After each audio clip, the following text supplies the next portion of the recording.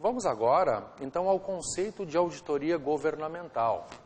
Diz assim, no Brasil, a auditoria governamental é uma atividade de fiscalização orçamentária, financeira e patrimonial, e sua atividade no controle interno e externo está prevista nos artigos 75 e 82 da Lei 43/20 de 64.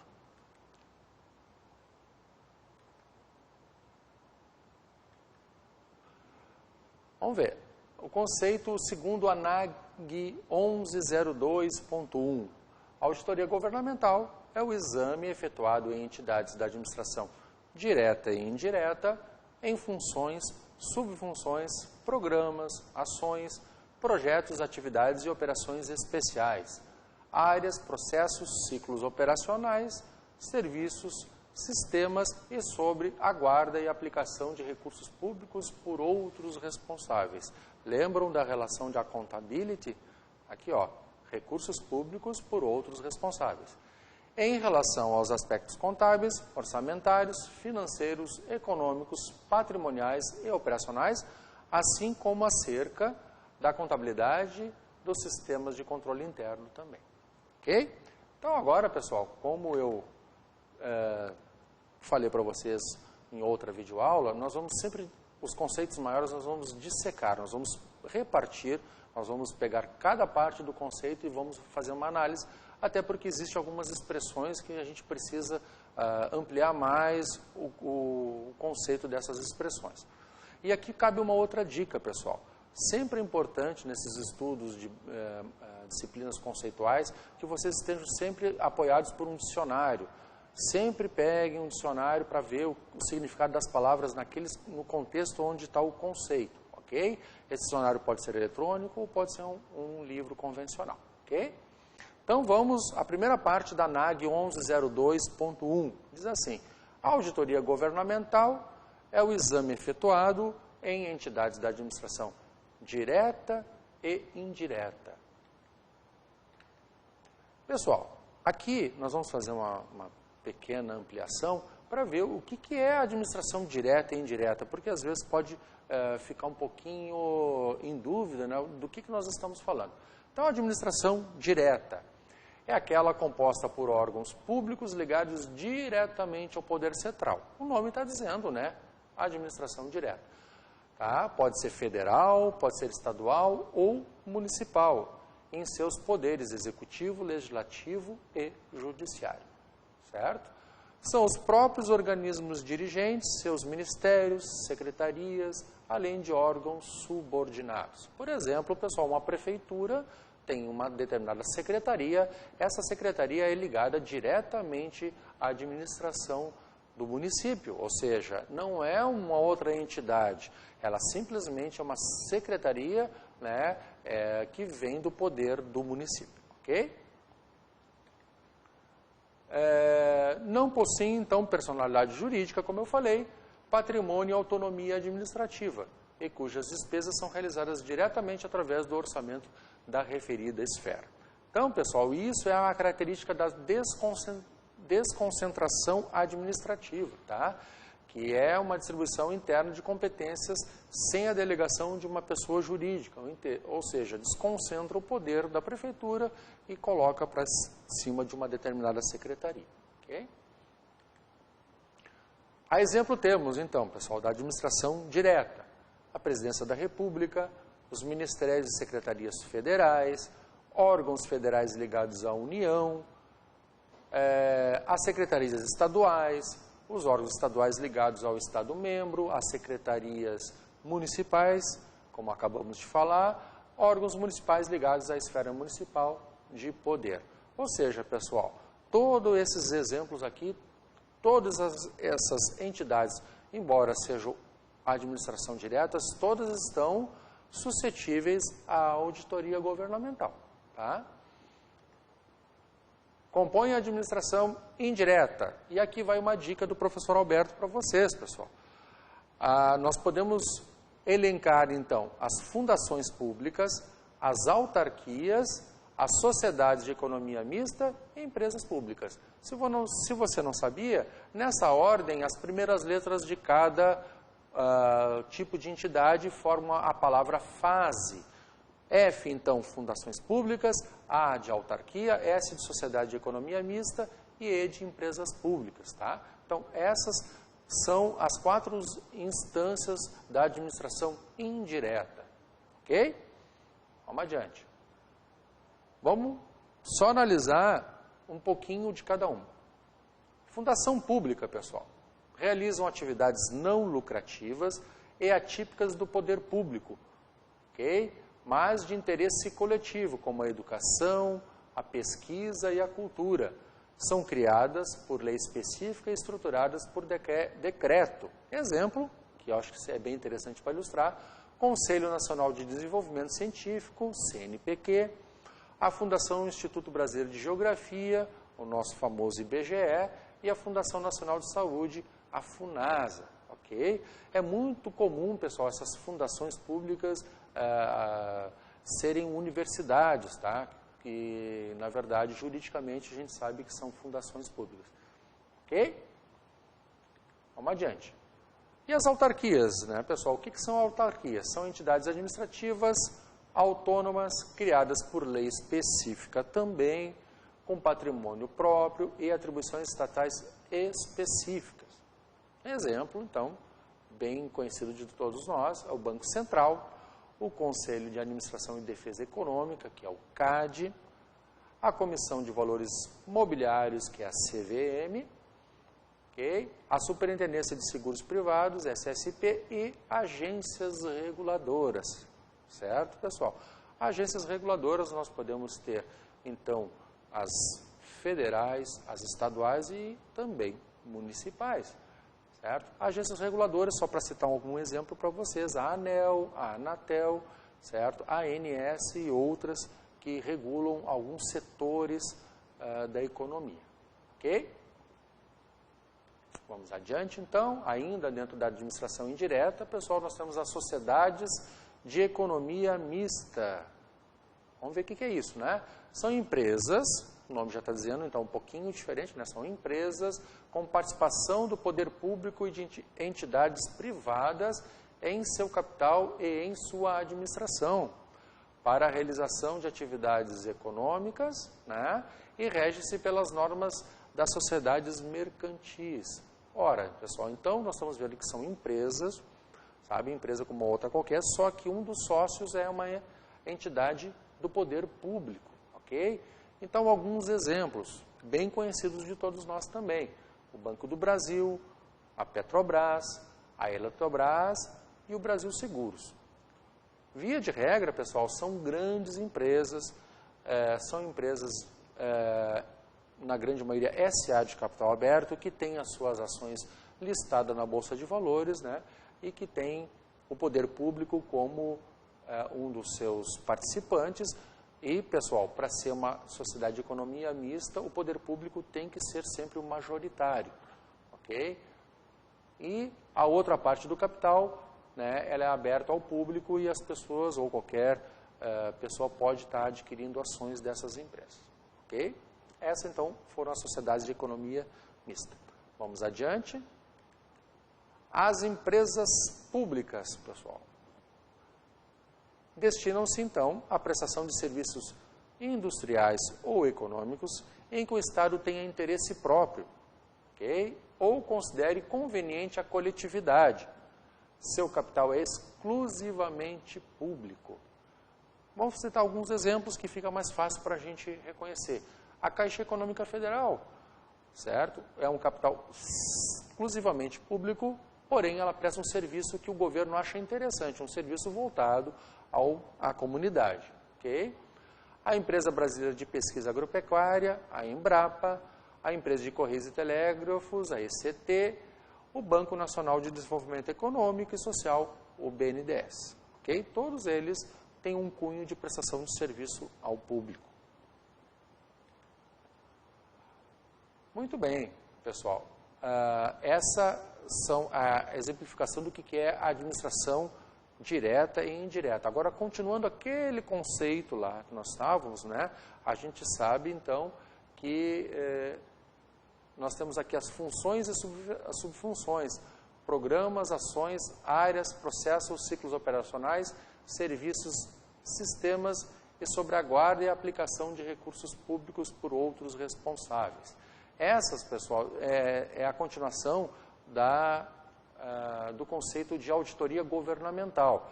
Ela é aplicada em funções, subvenções e os demais pontos que eu acabei de elencar para vocês aqui, tá?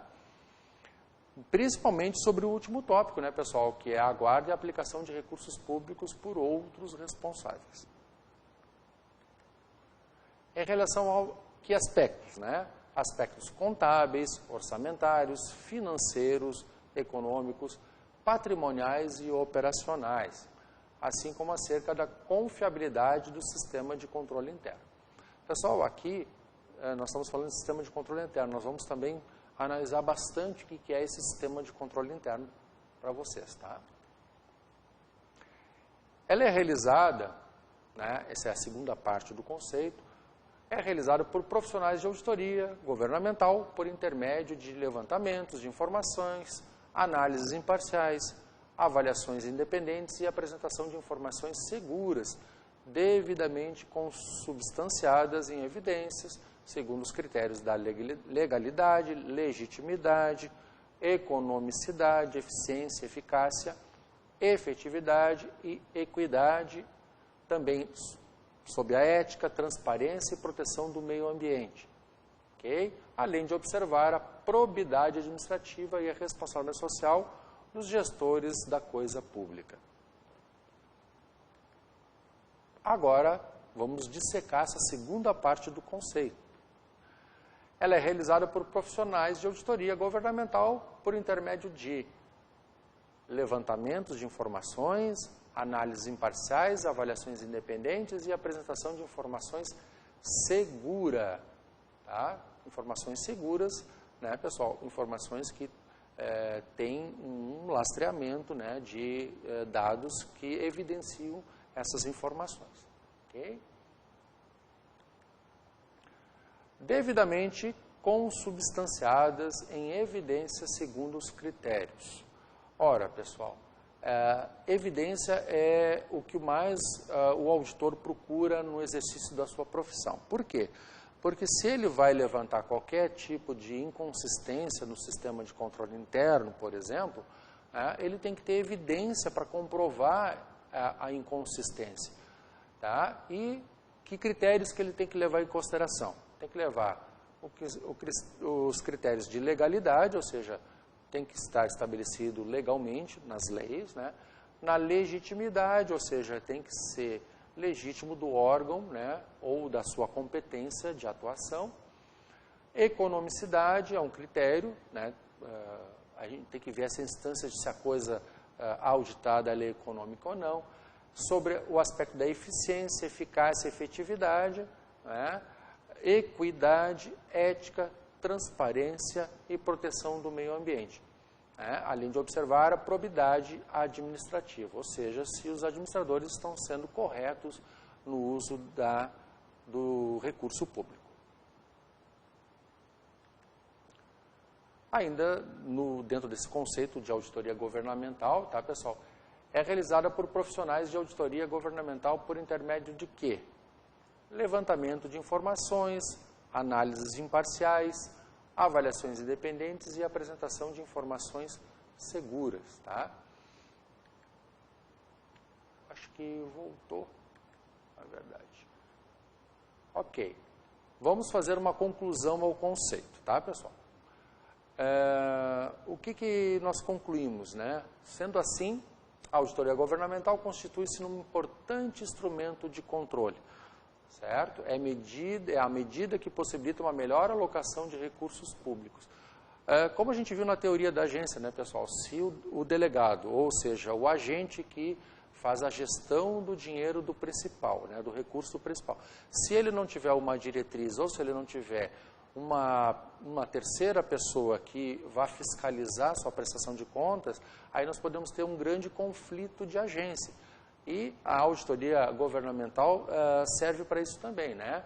à medida que ela possibilita uma melhor alocação dos recursos públicos. Se tem auditoria, os gestores vão fazer o possível para cumprir as normas e diretrizes sobre o recurso público, ok? Contribuindo para detectar e propor correção, quando houver, né, pessoal, dos desperdícios de recursos, da improbidade administrativa, a negligência, a omissão e principalmente antecipando-se a essas ocorrências. Aí, pessoal, entra um outro aspecto bem interessante da auditoria governamental. No momento que se faz auditorias, pode-se antecipar a algum problema, desde que haja indícios, né, que de alguma coisa que pode ocorrer, a auditoria pode se antecipar a essas ocorrências e fazer com que elas nem, né, existam na verdade. Ok? Vamos adiante, então. Procurando, né, pessoal, garantir a observância de normas que regulamentam a aplicação deste recurso, certo? A observação das normas ela é importante, então a auditoria também vai estar monitorando a observação das normas, principalmente quando a gente fala de orçamento público, né, na execução orçamentária, bem como na busca de garantir resultados pretendidos. Por que resultado pretendido? Porque o órgão público também tem os seus objetivos, suas metas, tá? E a auditoria pode garantir o atingimento dessas metas, tá? Em consonância com as boas práticas de transparência da administração pública. Okay? Boas práticas, tá, pessoal, também existe no setor público. Considera-se a auditoria governamental uma especialização dentro do campo da auditoria, certo, pessoal? Pois apesar de seguir os princípios e normas, né, apresenta peculiaridades na aplicação e sistemática específica. O que essa frase quer dizer, pessoal? Ela é um campo da auditoria, a auditoria governamental, só que ela tem normas específicas, justamente por causa das peculiaridades que a gestão dos recursos públicos requer. Então, pessoal, na verdade, nós vamos ver os princípios muito parecidos com a auditoria das empresas privadas, mas nós vamos ter peculiaridades bem próprias da auditoria governamental. A auditoria no setor público, especificamente, é o conjunto de técnicas que visa avaliar a gestão pública, certo? E a aplicação dos recursos públicos por entidades de direito público e privado. Então, pessoal, nós podemos ter a gestão e a aplicação do recurso público por uma própria entidade pública, mas também por uma entidade privada. Então, a auditoria pública ela vai estar atuando nos dois âmbitos, tá? Mediante a confrontação entre a situação encontrada e determinado critério técnico, operacional ou legal. Então aqui, pessoal, está uma outra grande característica da auditoria governamental, que é fazer essa confrontação da situação encontrada com algum critério técnico, certo? Então é realmente a diretriz principal dos atos da auditoria é em cima dessa confrontação aí, ok? Muito bem, pessoal, aqui nós temos a auditoria de regularidade, tá, como um conceito um pouquinho mais específico. Nós estamos falando de um conceito de auditoria governamental, certo? Mais amplo, e agora nós vamos restringir até em função da delimitação da nossa disciplina, que é a auditoria de regularidade. Ela é governamental, mas ela é especificamente de regularidade. A NAG 1102.1.1 fala assim: a auditoria de regularidade é o exame e a avaliação dos registros, das demonstrações contábeis, das contas governamentais, das operações e dos sistemas financeiros. Certo, pessoal? Os registros que fala aqui, pessoal, são os registros contábeis, tá? Que nós podemos elencar diversos tipos de registro contábil. Desde o sistema contábil, onde se farão os registros das operações na contabilidade, né, os lançamentos contábeis, certo? Como o registro de contas a pagar, contas a receber. Nós podemos tratar como registro também o controle de estoques, né? O controle de estoque gera registros, ou registros vão compor o controle de estoque. Outros registros bem importantes, por exemplo, é a folha de pagamento. A folha de pagamento, nós incluímos muitos registros lá referente ao vencimento dos funcionários, certo? Todos esses são registros. As demonstrações contábeis, então, né, pessoal, o balanço patrimonial, o balanço financeiro, o balanço de resultados, né, o balanço orçamentário, entram aqui nessa avaliação, né, que é o objeto da auditoria de regularidade, as contas governamentais, certo? Das operações e dos sistemas financeiros, ok? Do cumprimento, né, das disposições legais e regulamentares, dos sistemas de controle interno, o SCI, tá? Da probidade e da correção das decisões administrativas adotadas pelo ente auditado, com o objetivo de expressar uma opinião. Bom, pessoal, o cumprimento das disposições legais e regulamentares é fato e ação constante da auditoria governamental. O sistema de controle interno, pessoal, é toda a sistemática, ação, controle que a empresa ou entidade pública tenha sobre os registros, tá? Contábeis, financeiros, patrimoniais e orçamentários. Tá? Sistema de controle interno pode ser, pessoal, desde o controle de estoques, sistema de controle interno pode ser a folha de pagamento, o sistema de controle interno pode ser as contas que a entidade tem a pagar. Também é um sistema de controle interno o controle patrimonial, entre tantos outros, tá, pessoal? Qualquer controle, né, sobre a área financeira é sistema de controle interno, ok? A probidade e correção das decisões administrativas, tá, pessoal, é importante porque isso tem a ver com o recurso público, né? Se a correção das decisões administrativas ela é bem feita, né? Se existe probidade, né?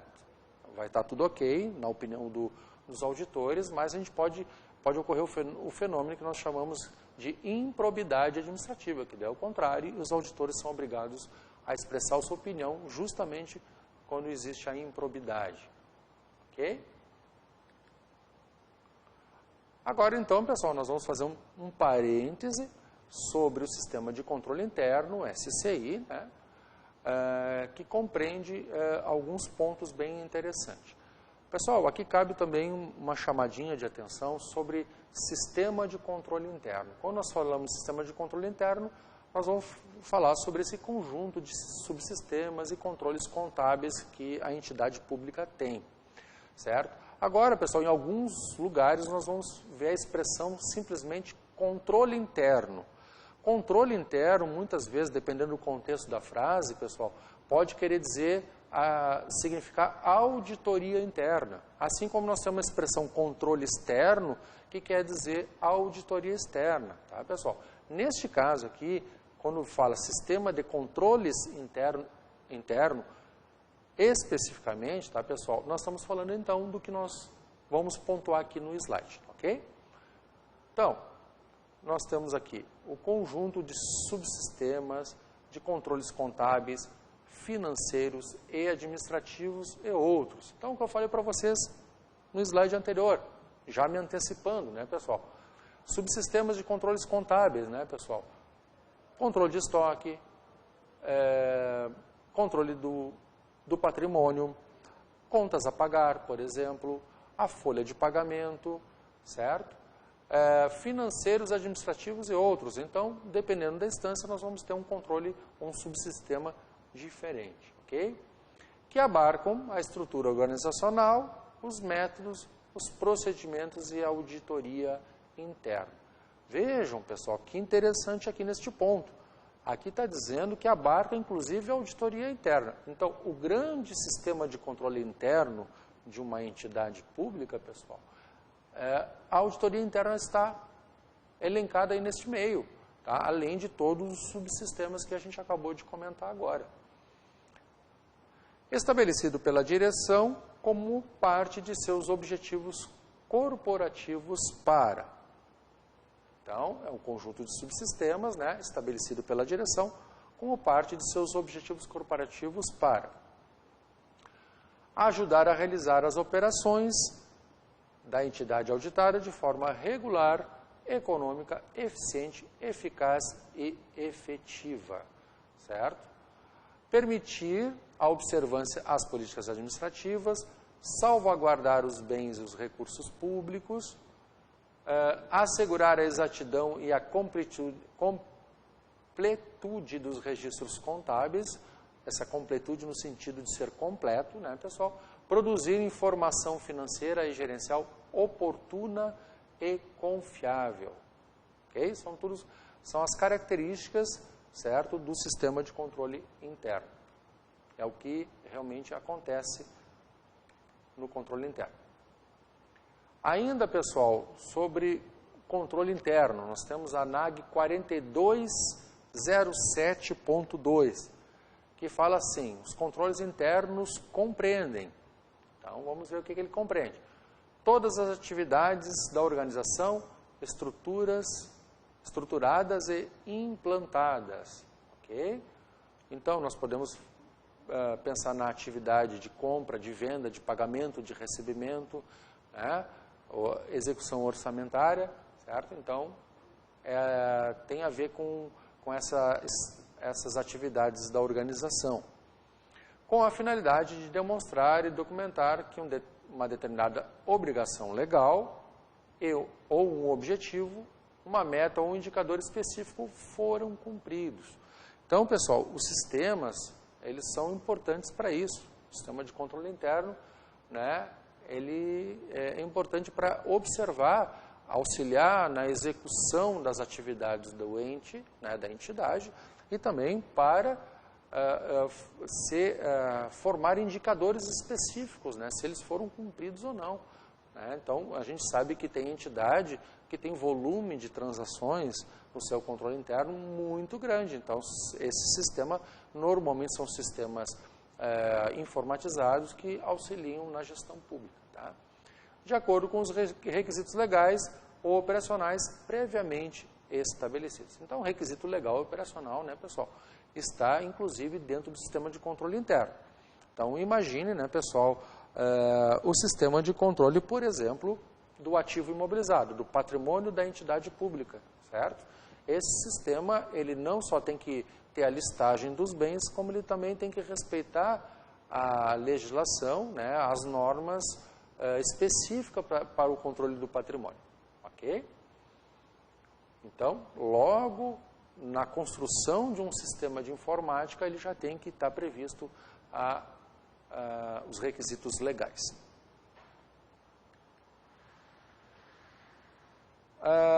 Já a NAG 4207.3, certo? Os controles internos devem ser entendidos como qualquer ação, certo, tomada internamente pela administração pública para aumentar a probabilidade de que não vão ocorrer. Muito bem, são as ações que são preventivas, né, para tirar a probabilidade, né, de que não vão ocorrer o quê? Falhas ou deficiência nas suas atividades, irregularidades, prejuízos ou desvios de recursos, certo, pessoal? Que também, né, pessoal, são base para a auditoria atuar, né? Por isso o controle interno ele é muito importante para a auditoria governamental, né? Prejuízos, né, pessoal, ou desvios de recursos, né? Nem vão ser comprometidos indicadores ou metas de desempenho ou resultados estabelecidos no planejamento, tá? Então, a prevenção, né, e aumentar a probabilidade de que não ocorra esses 4 pontos que a gente acabou de citar agora. Tudo bem? Auditoria operacional, ainda, pessoal, falando agora do conceito que tem na NAG 1102.1.2, tá? nós estamos falando, fizemos um parênteses para o SCI e agora a gente voltou para a auditoria operacional, né?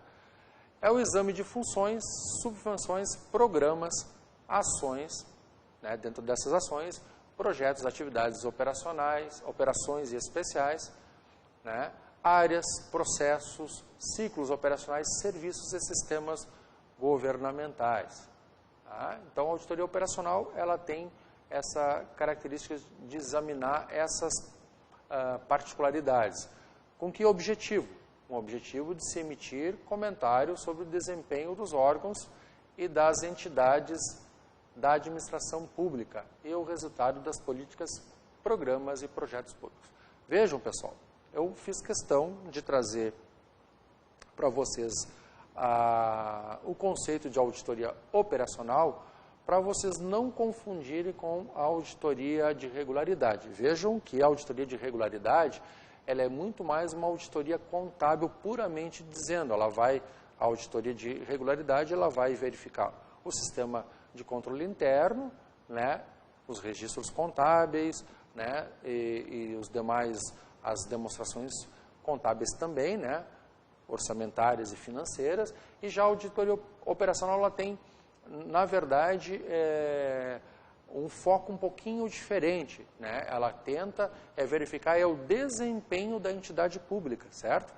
E isso, pessoal, eu coloquei aqui, certo, para vocês, para que vocês não se confundam numa eventualidade de cair uma questão no concurso que vocês forem fazer, porque existe muitas confusões ou muita confusão entre a auditoria operacional e essa de regularidade que é o foco da nossa disciplina, tá? Então, a auditoria operacional eu elenquei aqui, pessoal, para vocês não terem problemas de confundirem os conceitos, tá bom? E aqui, pessoal, a última parte que é importante a gente comentar, né, que a auditoria operacional ela é baseada ou pautada em critérios de economicidade, eficiência, eficácia, efetividade, equidade, ética e proteção ao meio ambiente, além dos aspectos de legalidade.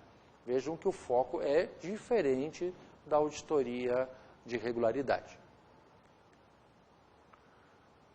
Bom, aqui, pessoal, eu tenho para vocês sentirem o que pode acontecer, que tipo de questão que a gente pode ter num concurso, tá? Eu elenquei aqui uma questão da CESP 2012 do Tribunal de Contas do Espírito Santo, tá? Que era para cargo de auditor de controle externo, certo? A prova que fala sobre auditoria governamental. Então, vamos lá.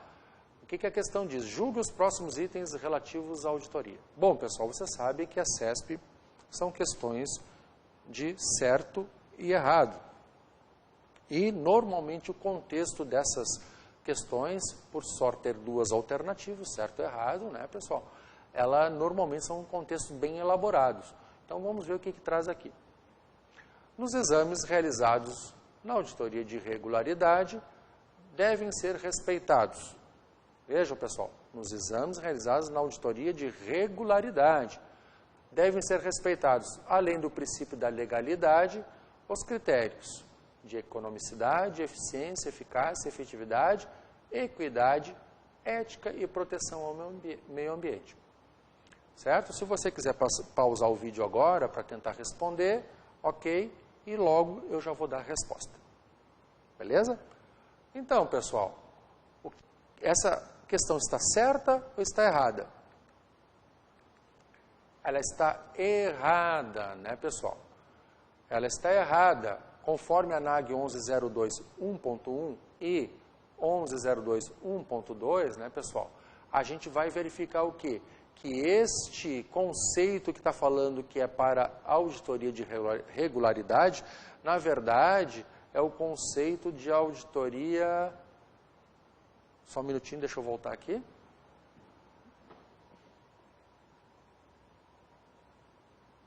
De auditoria operacional, certo? E, portanto, vai causar que essa questão esteja errada. Vejam, pessoal, e na verdade, a troca de uma palavra pela outra, tá? Se nós substituíssemos aqui a auditoria de regularidade por auditoria operacional, a questão estaria certa, mas por ser auditoria de regularidade, a gente vai considerar essa questão errada, certo? Porque o restante da questão é toda a definição de auditoria operacional. Ok?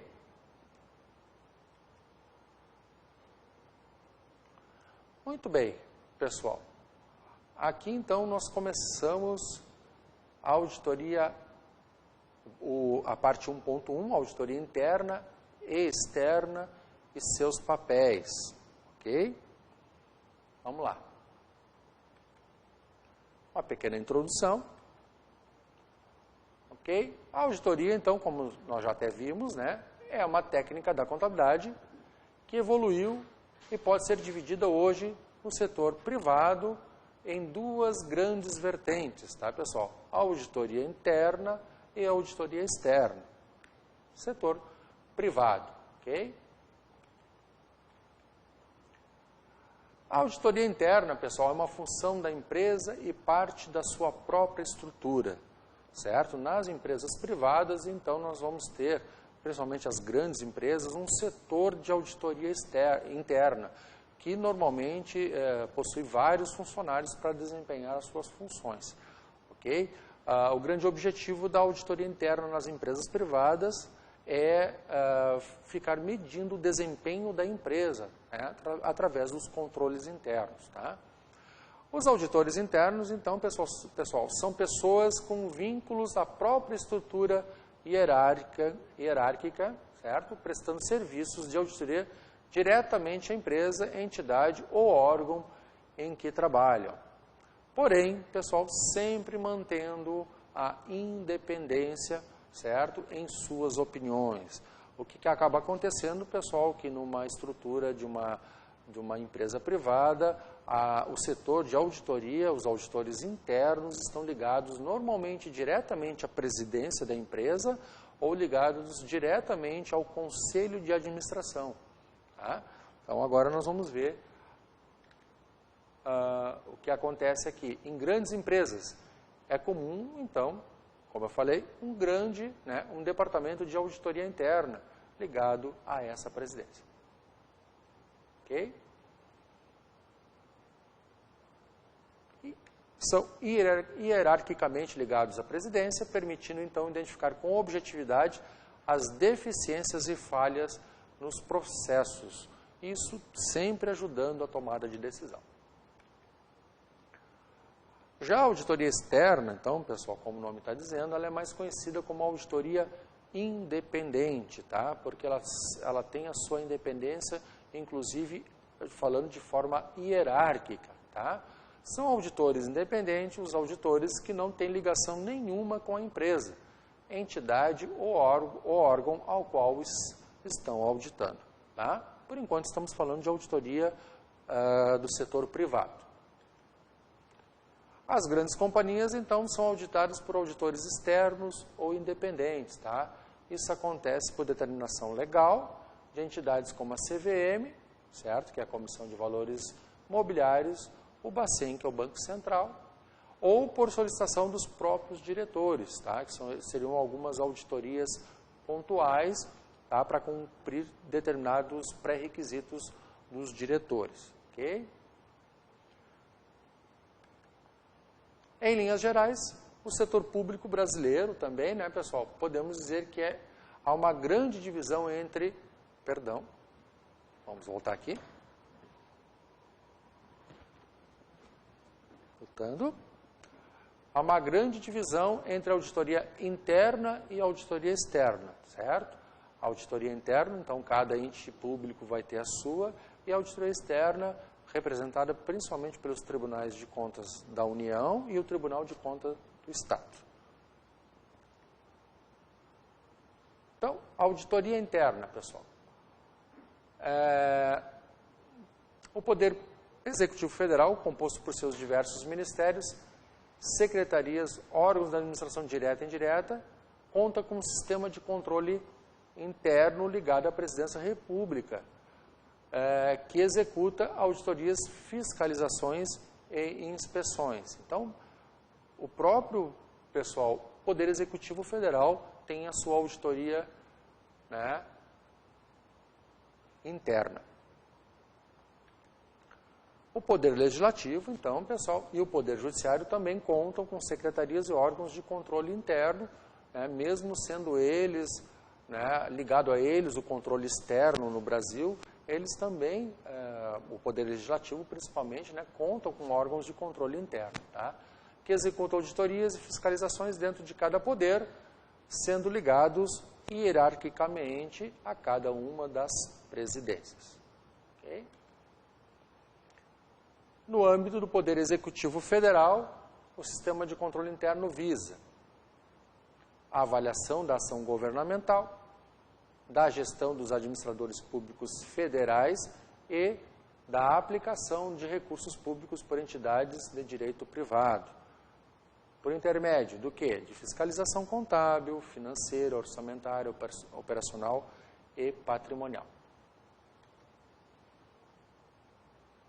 A fiscalização, então, pessoal, para atingir as finalidades constitucionais, consubstanciam-se em técnicas, ou nas técnicas de trabalho desenvolvidas, denominadas de auditoria e fiscalização. O sistema de controle interno do Poder Executivo Federal tem como finalidades. Então, agora, nós vamos ver o que diz o artigo 74 da Constituição Federal, certo? O Poder Executivo, né, tem como finalidade o sistema de controle interno, ok? Avaliar o cumprimento das metas previstas no plano plurianual, a execução dos programas de governo e dos orçamentos da União. Também comprovar a legalidade e avaliar os resultados quanto à eficácia e eficiência da gestão orçamentária, financeira, patrimonial e nos órgãos da administração pública federal, bem como da aplicação dos recursos públicos por entidades de direito privado. Ok? Também exercer o controle das operações de crédito, avais e garantias, bem como os direitos e haveres da União. Apoiar o controle externo no exercício de sua missão institucional.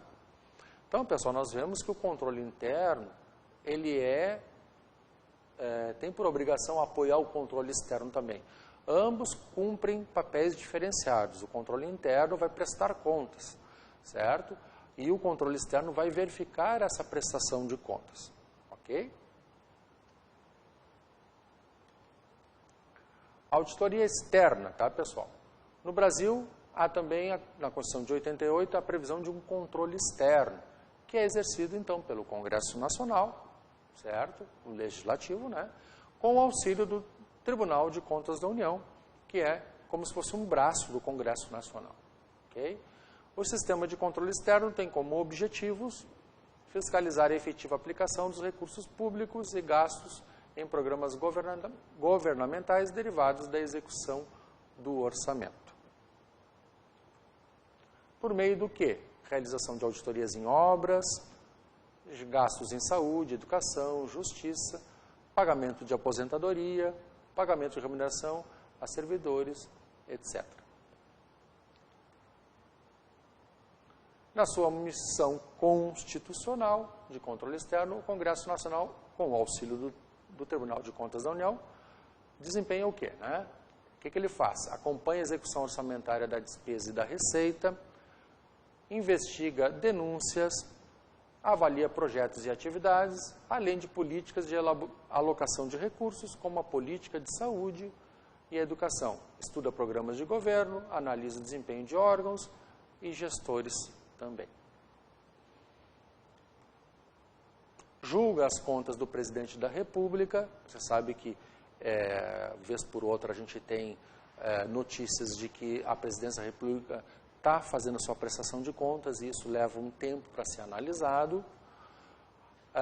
Faz audiências públicas, promove comissões parlamentares de inquérito para investigação de fraudes, as famosas CPIs, né, pessoal? Convoca assessores, ministros, técnicos e outros para depoimento ou explicação sobre determinados gastos, etc. Né? É importante também destacar, pessoal, que o Congresso Nacional utiliza bastante o auxílio do Tribunal de Contas, né, em suas demandas, por solicitação de auditoria, inspeções, pareceres, né, e outros trabalhos pontuais. Eis aqui, então, alguns dispositivos constitucionais que asseguram ao Congresso Nacional a função de controle externo. São os artigos 70 e 71 da Constituição Federal.